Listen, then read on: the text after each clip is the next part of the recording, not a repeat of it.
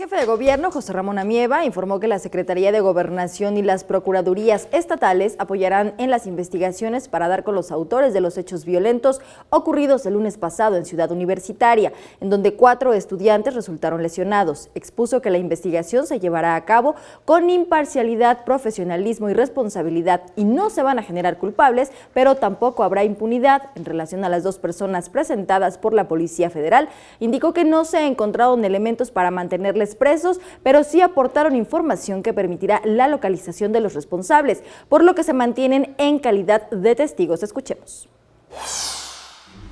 Considerando que si bien estuvieron presentes en el lugar de los acontecimientos o conocieron de los mismos, no existen elementos que acrediten su participación directa en la agresión que causó lesiones y originó la carpeta de investigación por tentativa de homicidio.